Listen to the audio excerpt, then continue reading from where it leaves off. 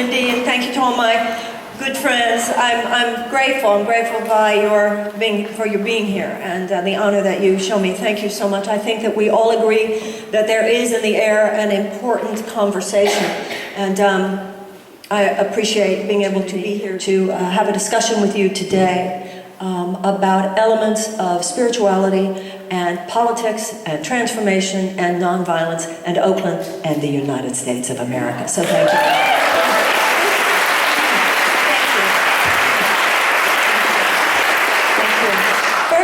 Go back and do a little bit of an American history lesson. How many of you have been in Philadelphia? Okay, well, you know about, if you've been in Philadelphia and you've been at all the places like Constitution Hall, and you learned about the beginning of Pennsylvania from William Penn, American democracy. And the story, which is a true story, an iconic one, has to do with the fact that when William Penn was in England and an aristocrat's coach, an aristocrat's carriage came by, the law in England at that time was that for the commoner, if an aristocrat's carriage came by, you were supposed to bow. But William Penn was a Quaker, and his religion said that no man is to bow before any other man. That all are created equal, and that the light in any man, woman, and child is the same. Now, when you and I were children, we were taught in school about the divine right of kings. The divine right of kings that in the ancient world, the ancient regime it was called, we were told about the kings of England, the kings of France, the monarchical system, where the philosophical belief was that God himself had given this divine right to kings. And that the king had a particular set of friends, the aristocracy, and that it was aligned with the rule of God, that power was given to the king or the queen and to his or her cronies, basically, the aristocracy. And then everybody else was basically serfs. Everybody else was taken care of just enough to keep them working. Right? So that then the king, the monarch, and the aristocracy could take whatever they wanted, and whatever was left would be given to everyone else. Well, William Penn was a Quaker once again. And the Quakers believed that the equality of God resided in that God's equality. God looked on all people, every man, every woman, and child as equal. Now, this is radical thinking compared to this notion of the monarchy and the aristocracy. So William Penn refused to bow. And when the soldiers came up to him and said, "Excuse me, didn't you see that? That was some duchess or something. You were supposed to bow." And William Penn said, "It is against my religion." And of course, then William Penn founded Pennsylvania. And these Quaker beliefs were very, very central to the founding of American democracy. American democracy, a complete repudiation of this notion of the ancient regime, which is that power was in the hands of a very, very few. And then whatever happened to be left was given to everyone else so that they would just have enough energy, basically, to work for the few. Right? So American democracy was founded in repudiation of that. Now, we all know that the majority of the signers of the Declaration of Independence themselves owned slaves. And when they said all men are created equal, they also did not mean women. So we all understand, obviously, that the signers and the founders themselves did not always embody, in terms of their own personal lives, the beliefs that they encoded in our founding documents. And I think it's interesting to note that the irony was not lost on them. Okay? We do not look back at the founders and say, oh, they were perfect human embodiments of these principles. But we do look back on them, I believe, with appropriate respect for the fact that nevertheless they embodied those principles in those documents. And every generation of Americans is a steward. We're stewards of those principles. And from the beginning, genocide, basically a nation founded on genocide of Native Americans, obviously slavery, the abolition of slavery, women's suffrage movement, civil rights movement, the entire political narrative of American democracy has been how generation after generation, there have been those who worked to further expand are material embodiment of the principles on which we purport to stand. And there have been those who would seek to withdraw the resources of the country from the principles on which we purport to stand. And these are ancient archetypes. Jefferson said, "It is the general tendency of the rich to prey upon the poor." These are ancient forces at work here, right? So what America, I think it's important, I think it's like when you go to therapy, if you have a therapist or you have a good friend. It's important when you're a little high on yourself that you have someone close to you to remind you that you didn't do everything right. And I also think when you're really going through remorse and regret and having to look at your own defects or whatever, that there are people close to you who remind you you didn't do everything wrong. And all that a nation is a collection of individuals. So basically a nation goes through the same kind of psychological developmental stages as a person does. And I think sometimes people either go into this rah-rah denial, America has always been so great, which is ridiculous. But it's also, I think, really equally imbalanced and perhaps ridiculous to say that we've always done everything wrong. Because we have historically tended to self-correct. Tended to self-correct. And that goes back to the quote Martin Luther King used to mention, which is the arc of justice, the moral arc of the universe is long, but it bends towards justice. There's a famous quote from Winston Churchill: Americans always tend to do the right thing after having exhausted every other alternative. And that is true of us. So it's not like we haven't deviated, and it's not like we haven't been purveyors of some serious darkness. But we have tended, the angels of our better nature have tended historically to bring the country back to the principles on which we purport to stand. In other words, a nation, like an individual, self-corrects. I personally see the Occupy Wall Street movement as a righteous effort to self-correct American capitalism. It is a...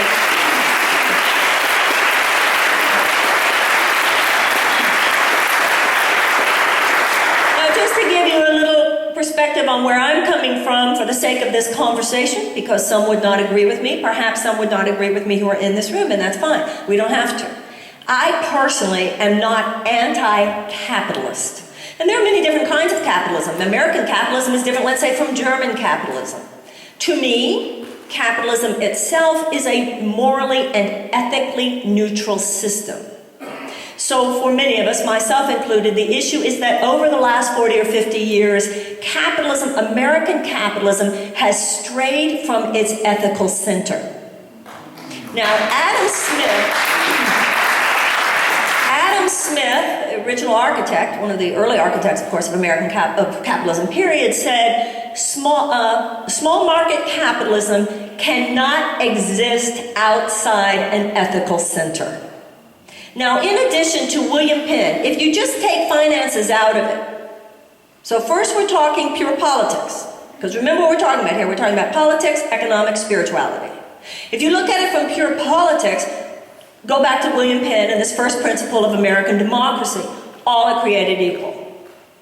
Now, if you say all are created equal, but you have financial and political policies which favor a few at the expense of the many, then you might say that you believe in equality for everyone.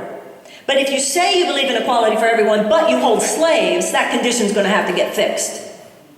If you say you believe in equality for everyone, but that doesn't mean votes for women or rights for women, that situation's going to have to be fixed. If you say you believe in equality for everyone, but you have for 4 or 5 decades strayed in the direction of economic and social policies which take the great resources of wealth of the public purse and suck it like a vacuum cleaner into the hands of the very few, that's a situation that's got to get fixed.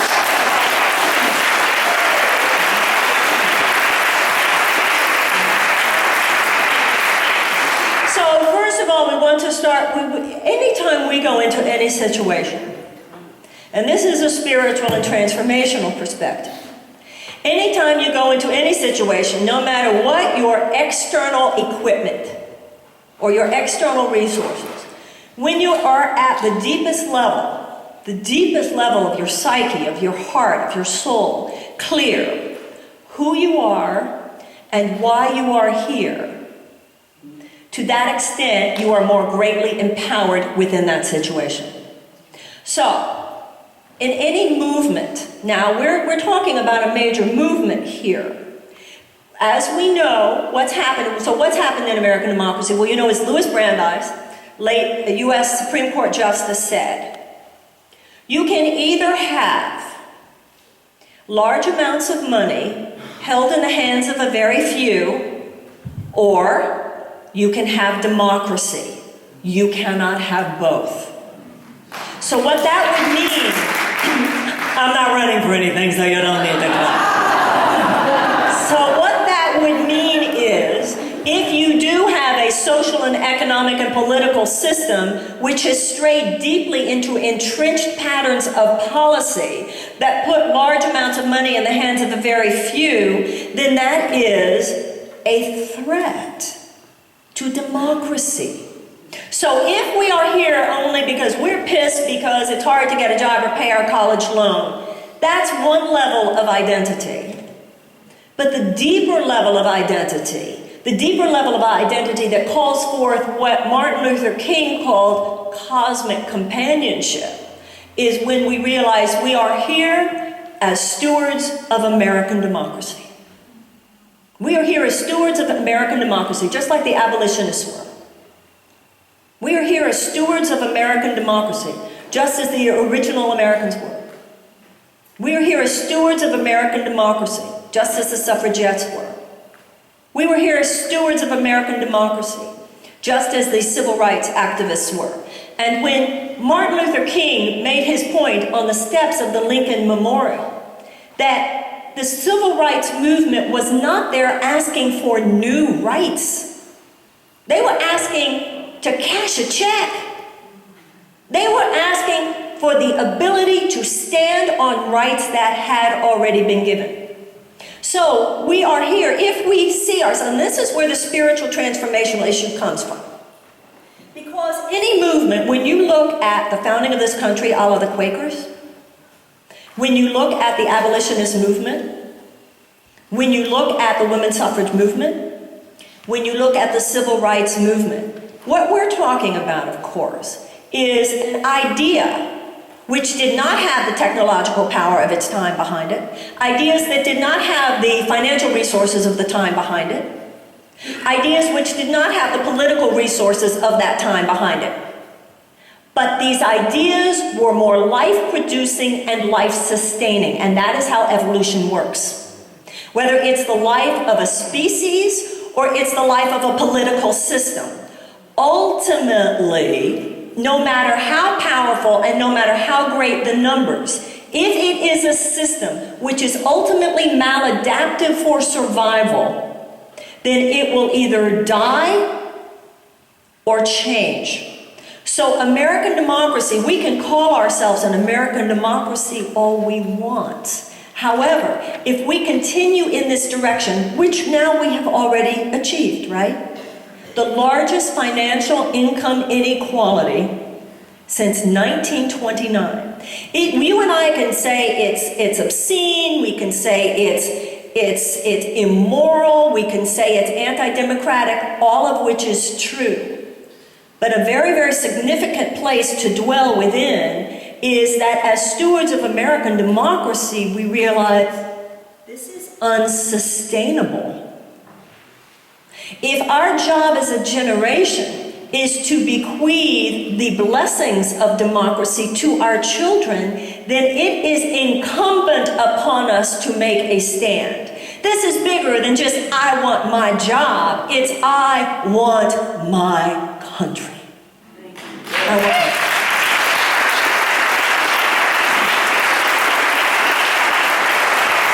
Now, when an abolitionist preacher stood up, if you've seen that marvelous movie that came out years ago, Iron-Jawed Angels, about the American American women suffragettes. It was the HBO special, which was so great because it popularized. Sometimes I think we don't know our history the way we might. And I said, you know, you really disconnect from an aspect of your power when you don't know your history. Information is power, and historical information is power. Because part of the way that any movement gets derided is, oh, you're just freaks that come out of left field. When really, when it comes to the purveyors of an economic system in which the greatest wealth of the public purse is concentrated in the hands of a very few, in historical terms, no, they're freaks who have come out of left field. You see what I'm saying? Now, when we understand that we are part of a lineage, that we are connected in this historic lineage with some of the most deeply patriotic, in the best sense, men and women who have lived in this country and have sacrificed for the goals and the ideals of American democracy, and sometimes sacrificed with their lives. We are reminded of Martin Luther King's comment, if you have not found a cause worth dying for, you do not yet have a life worth living. Now, what are we doing here? Well, as I said before, for me, it's that the deepest rivers, the deepest waters of the Occupy Wall Street movement has come about. This thing has emerged. Why has it emerged? It has emerged because both major political parties of the United States are at this point handmaidens to the unjust economic order by which corporations have an undue influence on our political system.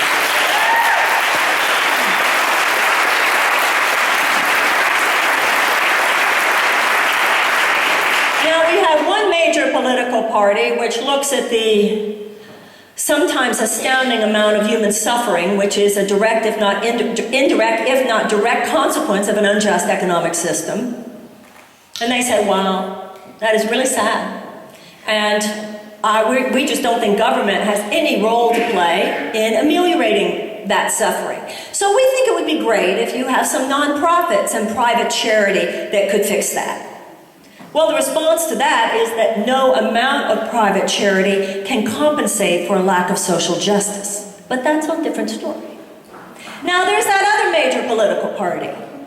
And that other major political party looks at this astounding amount of human suffering, the indirect, if not direct consequence of an unjust economic order. And this is what they say. This is so sad. Man, we feel your pain. Terrible. And we'll do whatever the other party will let us do to ameliorate the pain around the periphery. But they, no more than the other party, are at this point willing to challenge the larger forces which make all that suffering inevitable.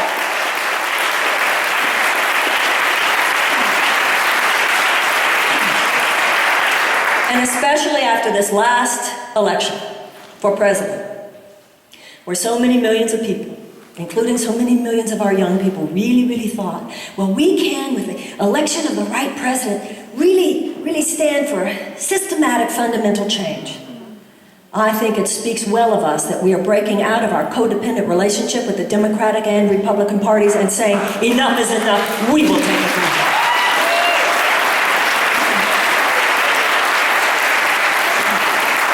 And I remind you that there is nothing in the Constitution of the United States, there's nothing in the Declaration of Independence, there's nothing in any of our standard first documents which has anything to do with political parties. By the way, George Washington, in his farewell address, warned us against them.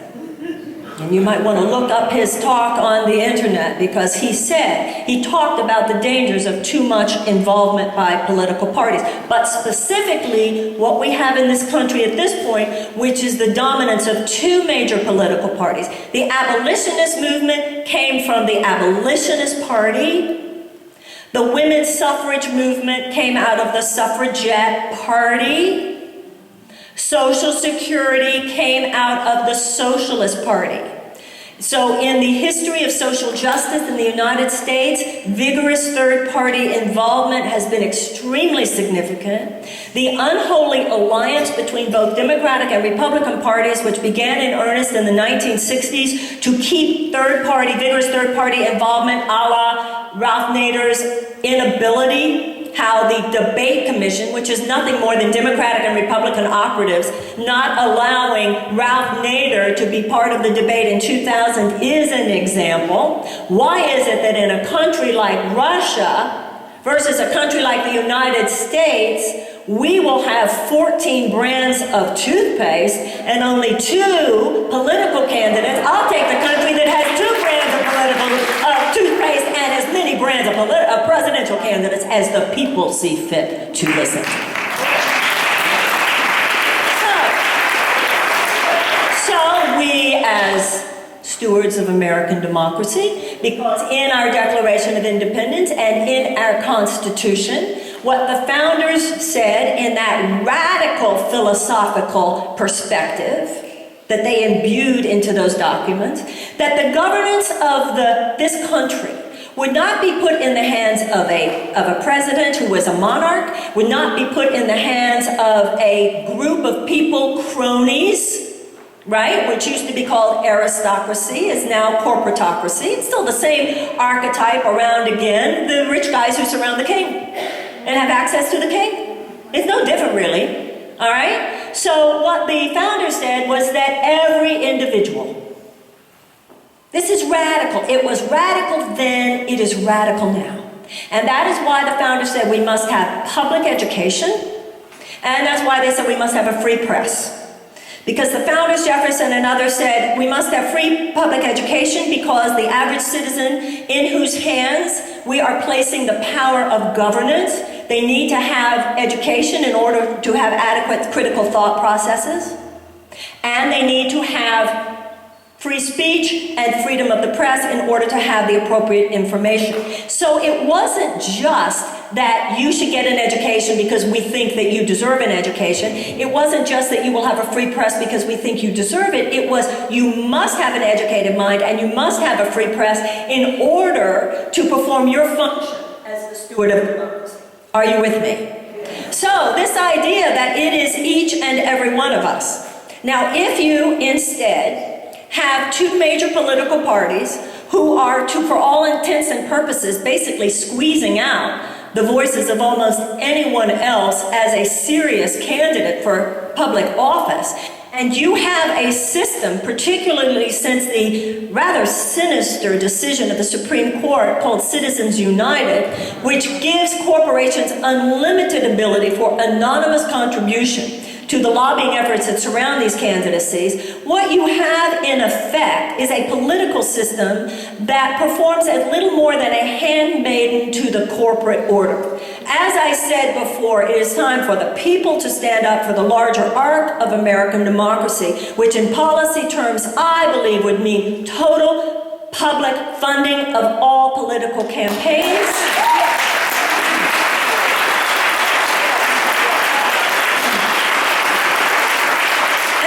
Would mean, not that this would happen quickly, but we can get the conversation started. Ultimately, the only way to truly outweigh that decision, Citizens United, is for a constitutional amendment declaring that corporations do not have the rights of personhood.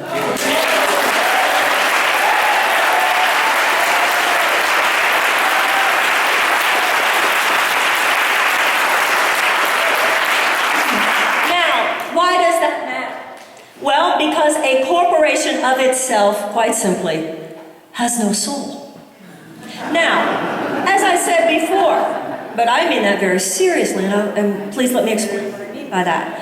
As I said before, I'm not anti-capitalist. I'm an author, and I sell a book. I write a book, and you buy the book, and it's an exchange. Hopefully my book contributes something to you, and you give me money back. I get $1, you buy a book, and that's capitalism, and hopefully it's benefit for everyone. But I'm a human being, so I can have perspective. And I know that some things, if you like being here today, we will pass the basket around for there to be a tithe to this church, who so generously allowed us to be here, and we know they have to do what they have to do. But this is not a money-making. It wouldn't be cool. We're not in an exchange of money like with me. There's some things that are about money in life, and some things that are simply not about money. Now, a human being can get that. And no matter what kind of argument we might have, you and I can have a conversation where, you know, I don't think we should make this one about money. You know, we should do that one just because it's the right thing. You know, we might make money doing that, but it would be wrong, it would be unethical. Are you with me? In other words, for a human being, the money is important, but it's not the bottom line.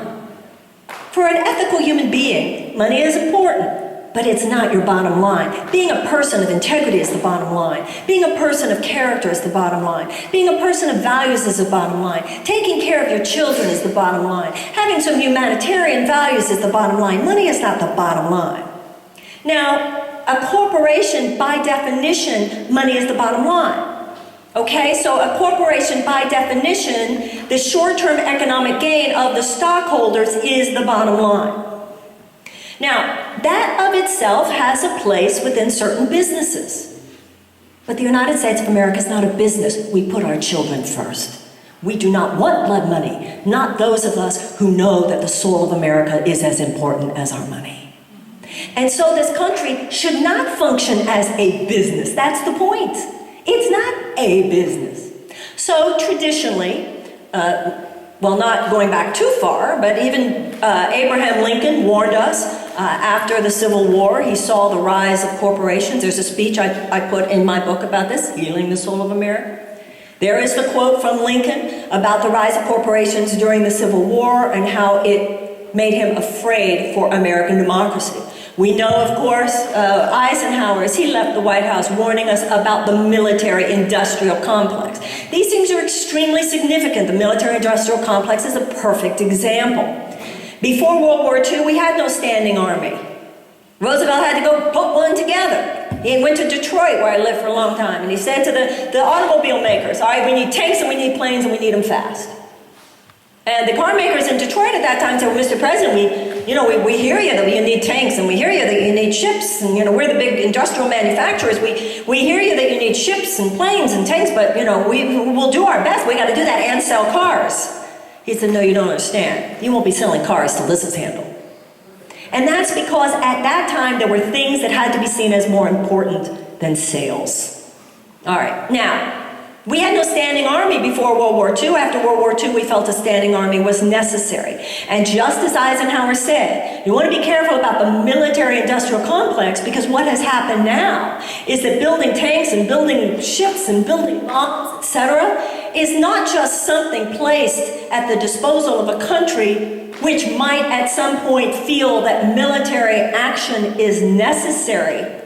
Ultimately, only after every other consideration called for, it is now a multi-billion-dollar industry with corporate lobbyists. Now remember, children, for instance, they don't have any economic leverage in this country. Poor people don't have economic leverage to go hire fancy corporate lobbyists. But those who represent industries such as military-industrial manufacturers. So there are these fancy, highly paid lobbyists, and they want to sell their product. And that's the way a corporation functions, which is the bottom line is we got to sell these things. No different than that song, MTV. Got to move these MTVs. What was the name of that group? Yeah, that's it. Yeah, got to sell these MTVs. Right. Same. Got to sell these planes. Got to sell these things. Got to sell these bombs. So what does that mean? There is an economic vested interest in going to war. And that's, ladies and gentlemen, why we have a $700 billion defense budget every single year. So it's, when we talk about, well, where are we going to get the money to pay for the children? Where are we going to get the money to pay for education? Where are we going to get the money for health care? Where are we going to get the money for all these wonderful things that would have to do with actually embodying the principle from the Gettysburg Address, now considered one of the first principles of the United States, that this would be a government of the people, by the people, for the people. Ladies and gentlemen, it's not that we don't have the money, it's that we've given it to a very few people over there, a very few people who are no better or worse as people than you and I are. This is not about people, this is about systems. This is not about people, demonizing people, it is about systems.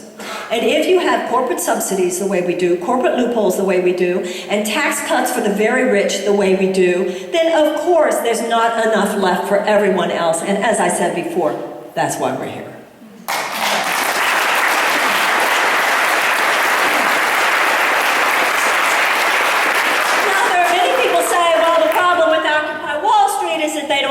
specific agenda. Oh no, there's a specific agenda, and that's take the great economic resources of this country and use it as it once was when there was appropriate corporate regulation. And this orgy of deregulation began with Ronald Reagan. It began in 1980, but no Democrat since has too much to brag about.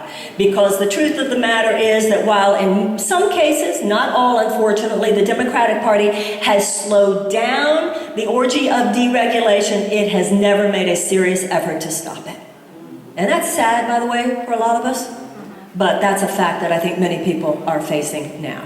In the absence of public financing for political campaigns, no matter what political party you are with, you have a necessity, as you perceive it. If your goal is to get reelected, you feel that you need to get money from these same corporate sources as the other guy does in order to win. We know that President Obama, for instance, will be raising about $1 billion for this next presidency. And I'm sure that the Republican candidate will probably be spending even more than that. Can we say obscene? Thank you. Okay, now, here's the spiritual point.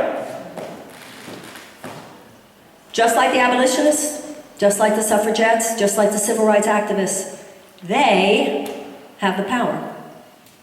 They have the technology. They have the money. They have the effect of status quo. What do we have? We have what the abolitionists had, what the suffragettes had, and what the civil rights activists had. A better idea. We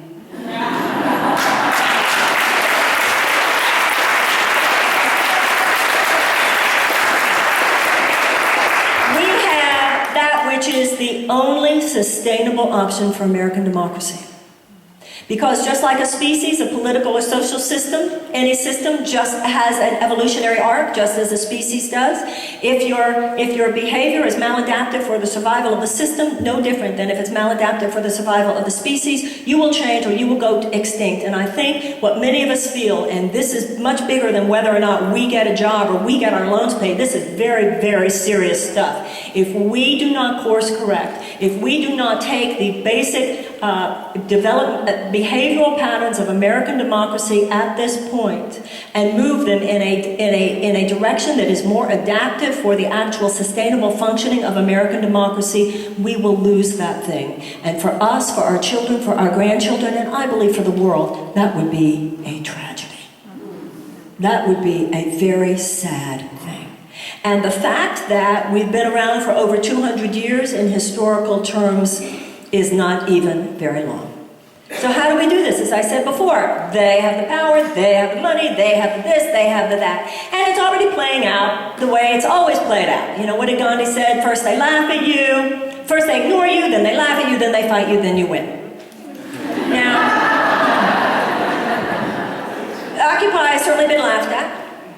And it was ignored at first, and then it's big on being laughed at now. And so we have to have some very serious conversations. Because we are living at a time, we have both opportunities because we live in a time of the internet. We live in a time of the assault of technology. We live in a time of 24-hour news. This gives us some advantages over the great historical social justice movements of the past, but this also gives us some risks that they did not have as well. And that's that the smallest mistake can be broadcast on television to millions of people within 15 minutes. And sometimes one photograph can blow it for millions of people. One person doing something really stupid could blow this whole thing. I believe that the Occupy movement, and I think that this is where being in this general area comes in, because you as people who live in this area, really, I have spoken at Occupy Los Angeles a couple of times, but it's this area where you're really holding the space for California. And so the conversation in this area is extremely important. Two things are necessary. First of all, is where are we going to get the spiritual fuel? Where are we going to get the spiritual fuel? Because look at the abolitionists, look at the suffragettes, look at the civil rights activists. We already said they didn't have the power, the financial power, the material power, the technological power. What they had was spiritual fuel. The fuel that comes about when something represents a narrative of human survival. That better idea, which calls forth those cosmic forces. So we have to not only know who we are, know who we are, meaning that we are here from a deep place as stewards of American democracy, and that American democracy, excuse me, Mr. Media Man, or excuse me, Mr. Political Man, or excuse me, Mr. Corporate Man, excuse me, this country belongs to you, and it belongs to me, and it belongs to all of us equally. And if you don't like that, take it up with Jefferson.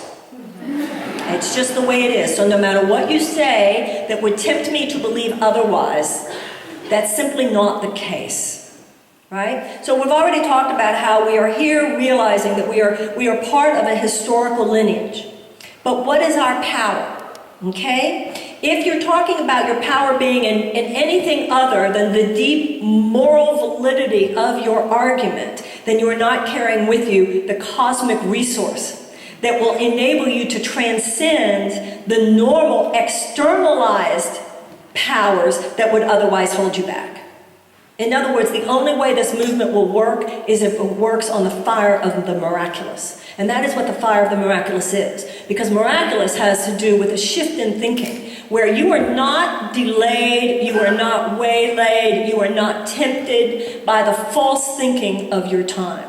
And particularly, you are not tempted by the false thinking of your time when the system which sees you as a threat no longer is laughing, no longer is ignoring, and is starting to get pissed. And ladies and gentlemen, that's why I'm so grateful to have the opportunity to talk to you, because we're beginning to see signs of that now.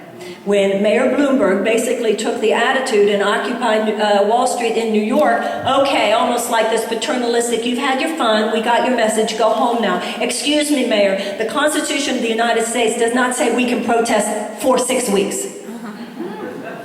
It says we can protest, and we will be here as long as we need to be, because conveniencing you is not the point. Inconveniencing you is the point, sir.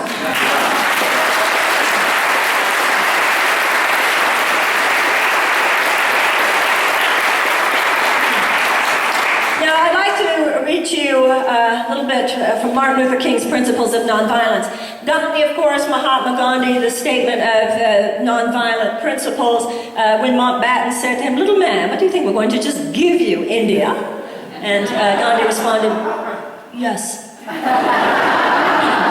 Martin Luther King went to India, he studied the principles of nonviolence, and he applied them to the struggle for civil rights in the United States during the 1960s. Worth noting that Martin Luther King said that the desegregation of the American South was the political externalization of the goal of the civil rights movement. The ultimate goal was the establishment of the beloved community. So once again, the power of knowing we are here as stewards of American democracy, no more nor less than any other citizen of the United States.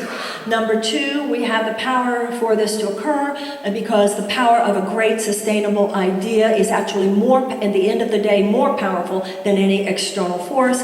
And number three, the cosmic companionship shall be with the movement, shall bless the movement, and create breakthroughs for the movement to the extent to which we remember that the ultimate purpose of all this is that American democracy at its best provides an opportunity for this particular corner of the world to play its part in the establishment of an order where it honestly could be said that brotherhood and justice reign, and that the beloved community is more than just words. That's about as big a mission as you can have in a lifetime, and it gives our lives meaning, it gives our lives purpose, it gives our entire country a significance when we get it right. It is why our country can get it so wrong when we move against those principles, and if that's not a reason to, as these ladies were singing so powerfully, stand up and use your voice, I don't know what is.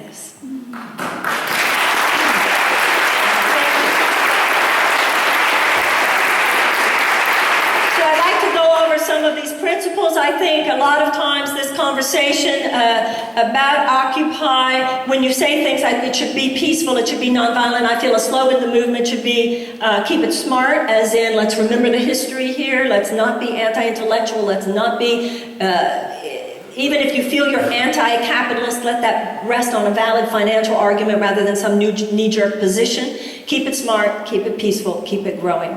Hopefully we've covered a little bit of the keep it smart in terms of discussing the history and the larger historical context here. If I may, I want to read to you a little bit from the Principles of Nonviolence that Martin Luther King imported here, having gone to India and traveled. It's so interesting, a great idea, and this is happening on the planet today too. There's a great impulse of survival, evolutionary arc of the human race, which obviously is not coming from any particular part of the world.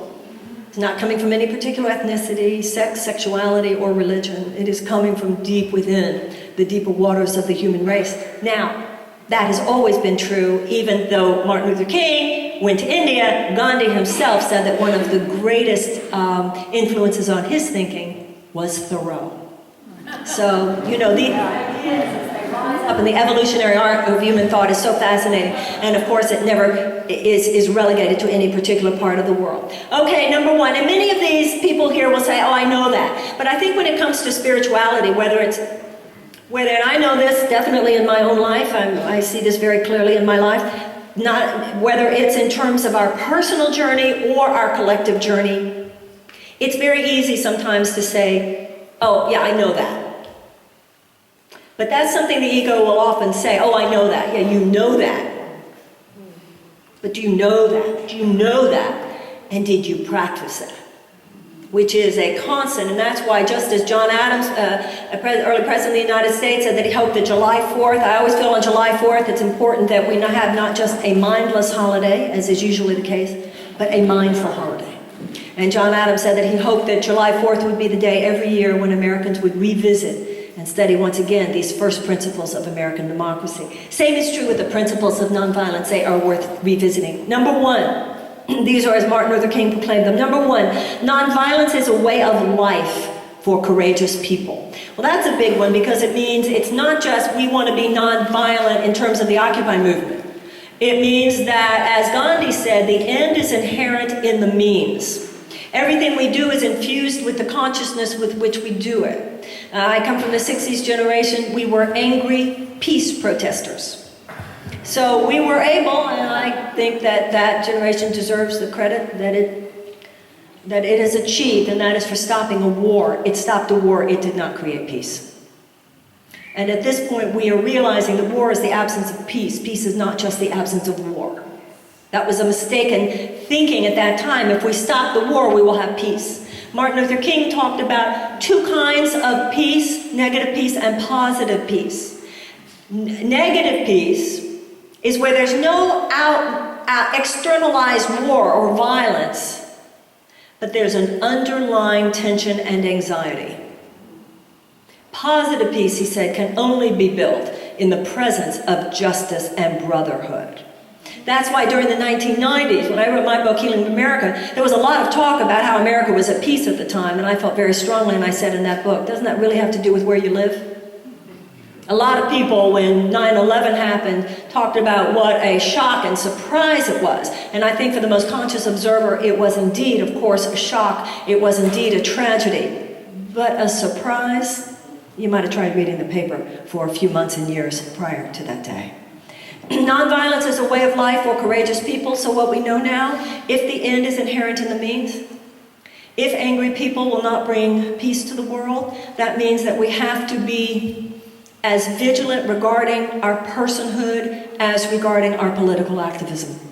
That we have to work to get rid of the guns in our head, as well as the guns that the Pentagon might be using.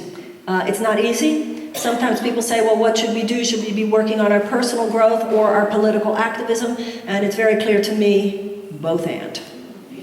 Nonviolence is a way of life for courageous people. He said it is active, nonviolent resistance to evil. Active. That's why we're here. And sometimes this activity, one of the things that Gandhi was big on was the idea of bearing witness to the suffering of human beings. Bearing witness, satyagraha. He called it soul force. That's really, in New Testament terms, that's Jesus saying to the disciples the night before the crucifixion, when they were tempted to fall asleep, will you not remain awake with me 1 hour in the hour of my agony? 17,000 children die of hunger on this planet every single day, ladies and gentlemen. They're not dying because there's a dearth of food. they're dying because at present we order human civilization according to economic rather than humanitarian principles. It's sure as hell not working for those 17,000 children who are dying every day. Guess what? Shit comes home to roost. It's starting to not work for us either. And that is what we are changing.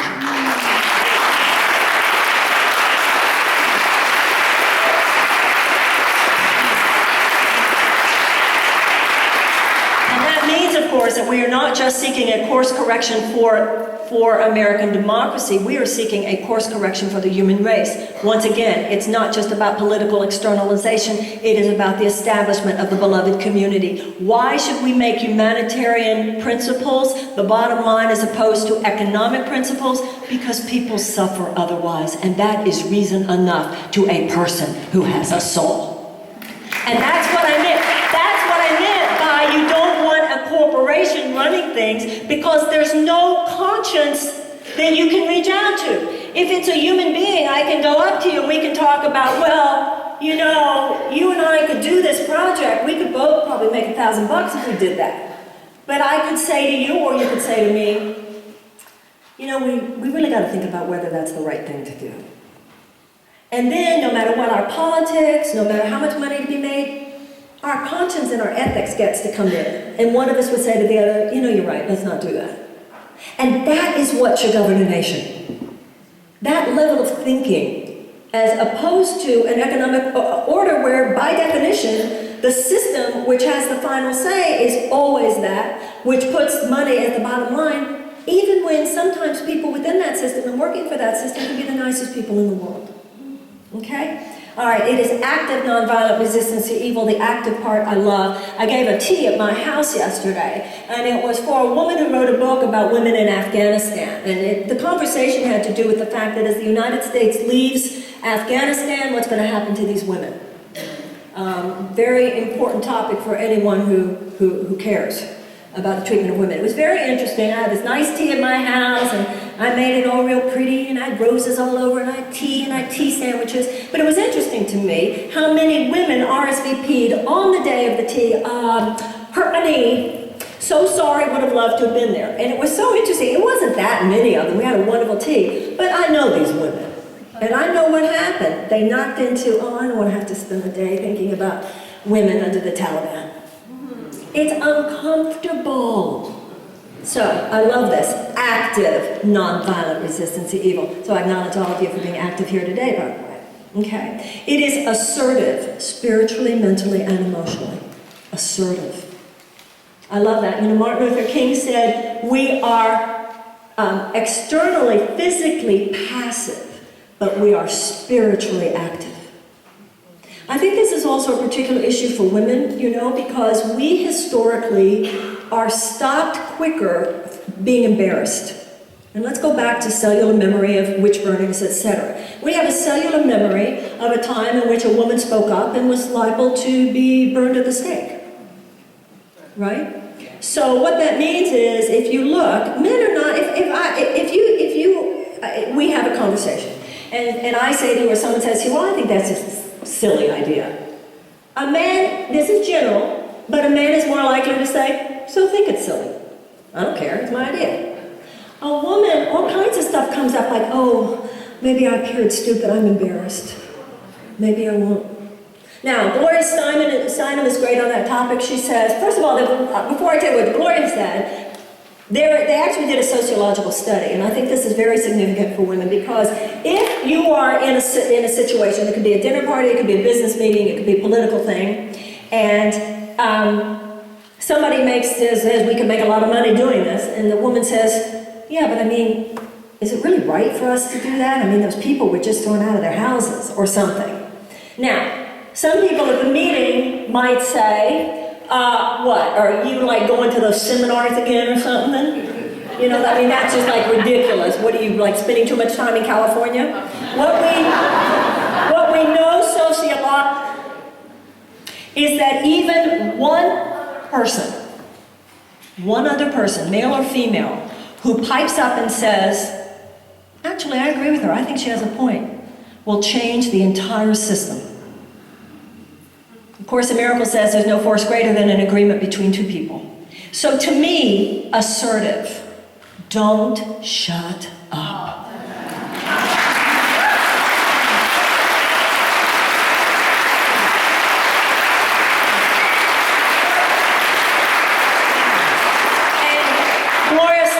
Commentary that she said to me once, personally, it was a great honor to hear her. She said, you know, Marianne, whenever you are about to do something that could be significant and could get blowback if you do it with even just one other woman, this whole idea of piping up, and this is beyond gender, but anytime somebody says, I'll show up there with you, it's an amazing force. 3, it is always persuading the opponent of the justice of your cause. Now, this is really significant. Always persuading your opponent of the justice of your cause. One of my favorite lines from Martin Luther King. You have very little morally persuasive power with people who can feel your underlying contempt. So that means if I want to just bitch and moan and talk about what jerks they are, and you already agree with me, I get to say, well, I really told somebody. No, I didn't. I immaturely indulged my anger to somebody who has the same anger, and we get to think we were activists today. But the real principle of nonviolence is an effort to persuade the opponent of the justice of one's position. And that means that if I have not said, dear God, please take away from me my arrogance, take away from me my sense of spiritual superiority, take away from me my belief that I know and they don't know and I have the monopoly on the truth and they're bad and they don't care about children or the environment and only I do. Please take that away from me, because if I talk to them and I'm carrying those thoughts because everybody subconsciously knows everything, I will get nowhere with that person.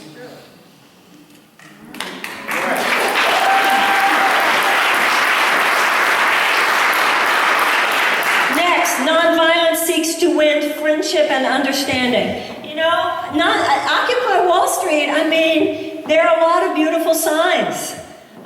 Rainbows and peace signs, and what's so important, and you're seeing this at Occupy Oakland, at least from what we're seeing on the news, and I think Occupy everywhere. This is why I wanted to come today, because I'm so grateful for this conversation to happen. What will happen here is that, you know, it starts to get late, people start to get a little crabby, people have been outside too long, people are hungry, whatever, and that one person, like I said, one person with one iconic photograph can turn the whole country off to this stuff. This movement has tremendous potential, but this is very fragile, right? And that's why I would hope, and I'm sure that there are people in this room who are already involved in this, to have a tent down at Occupy Oakland in which training on nonviolent philosophy is happening hopefully every single day, so that if somebody starts to get a little crazy and a little negative, instead of anybody shouting them down, or even worse, shouting, yeah, I agree, it would be enough people surrounding them in a circle with a love or an or we love you, or a silent energy field of love, so that their amygdala is calmed down and we don't blow this thing too early.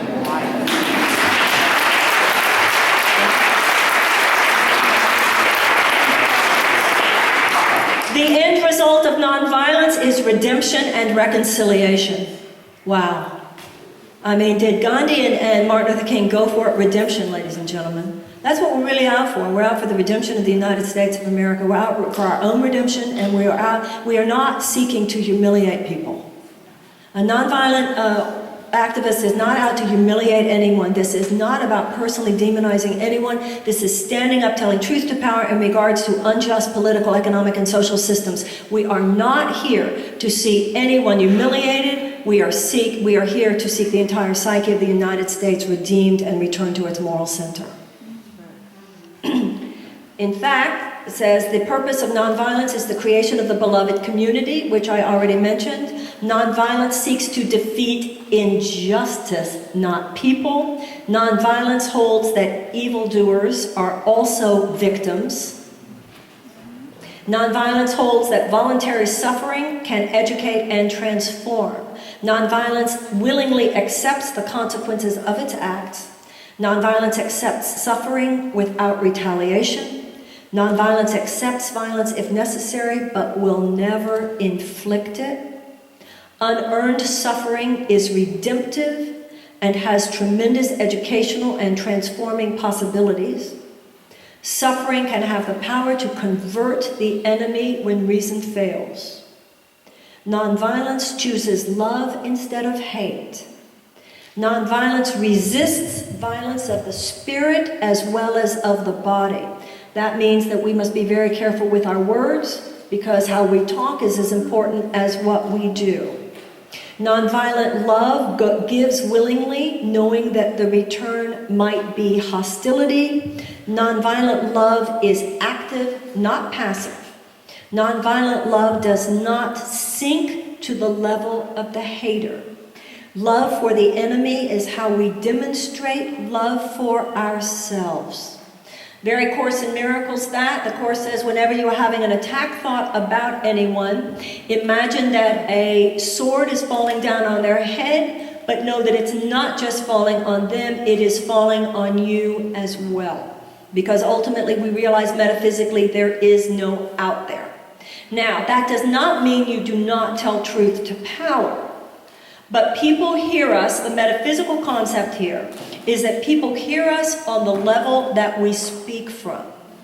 And so that means if I speak from a non-righteous anger, as in not a moral outrage, but rather just attack, then this will turn people off, many of whom are the very people we must be seeking to persuade. And this is a very significant moment in this whole issue and movement in this country, because with 1/3 of the people in the United States agreeing with the basic aims of the movement, that means you have a lot of people who otherwise would not be associated with causes such as this.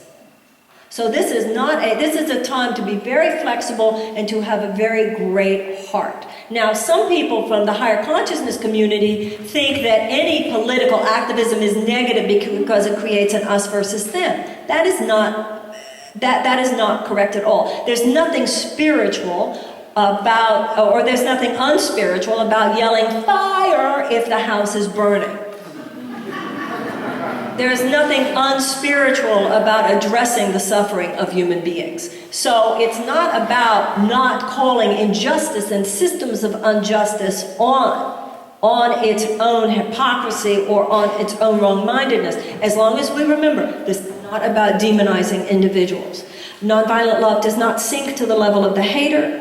Love for the enemy is how we demonstrate love for ourselves. If I have removed from my mind, through the power of God, or however we personally experience this transformative fire of alchemical grace, once I'm emotionally flat and I'm not harboring barbs and anger at you, then I will not be quiet necessarily, but I will speak from a different place. And in speaking from that different place, I will be taking responsibility for the heart space between us. The word communication has the word commune inside it. And then you will be more liable to hear me, because you will not feel personally attacked. Nonviolence recognizes the fact that all life is interrelated. Nonviolence believes that the universe is on the side of justice. The nonviolent resistor has deep faith that justice will eventually win. That last one is very significant, because it means claiming. The Course in Miracles says miracles come from conviction.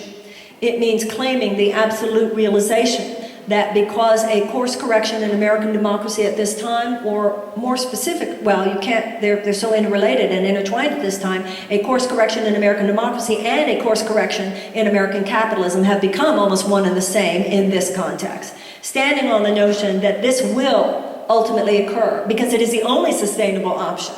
And knowing that in that sense we can rest assured, as the Course in Miracles says, God's will has never not been done, which is simply, once again, the moral arc of the universe is long, but it bends towards justice, gives us that magnificent internal power called patience. The Course in Miracles says only infinite patience produces immediate results. Now, let me just say this. If anyone here feels moved based on this conversation to set up a tent at Occupy Oprah, or whatever the equivalent is that would be correct in ways that you would know and I would not know. And take, whether it's from Martin Luther King, Testament of Hope, Principles of Gandhi, whatever, and have one area of Occupy Oakland where somebody is simply reading from these principles basically all day. If that happens, I can't tell you how happy I will be that I can.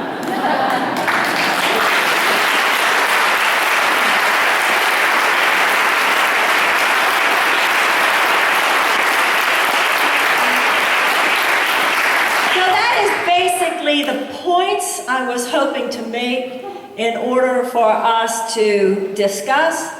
What I'd like is, if you have any questions about the principles that I've talked about here, I would be glad to the best of my ability to reflect on them as best I can, and to hold in whatever conversation seems relevant in terms of what is happening here, what is happening in the United States, or what is happening in the world. So before I do that, before we go into that, let's take a moment and let's close our eyes.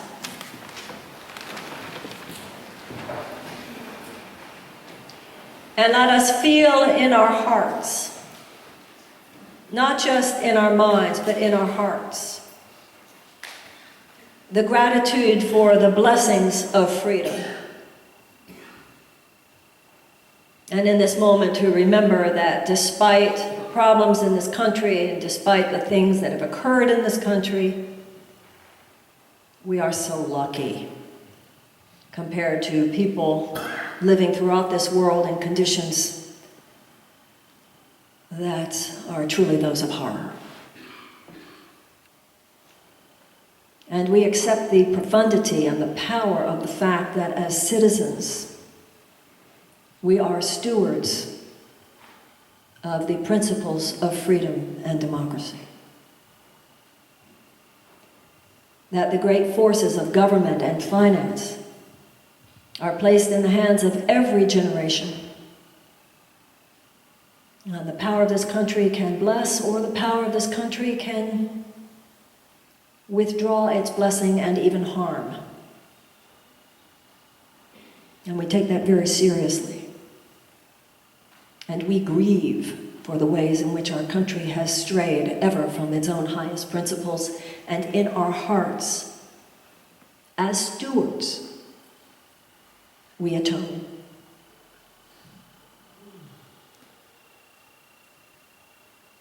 And we do ask that this country be blessed. We ask that all sentient beings be blessed. We ask that this country and its great resources of power be conduits of the holy and the beautiful and the true. And that we as citizens participate in illumined ways.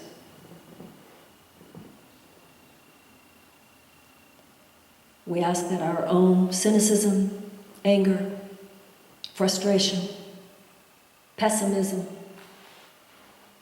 laziness, procrastination, demonization, attack thoughts, and blame be removed from our minds.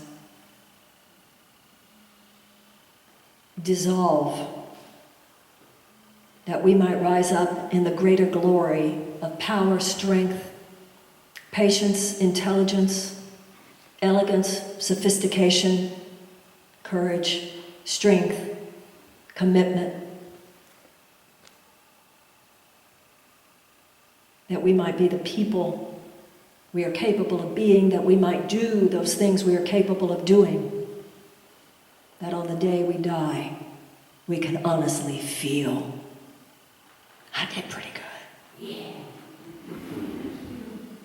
And so it is. Dear God, bless America and bless this precious world. We all say, amen. Amen. Let's talk. Oh, thank you.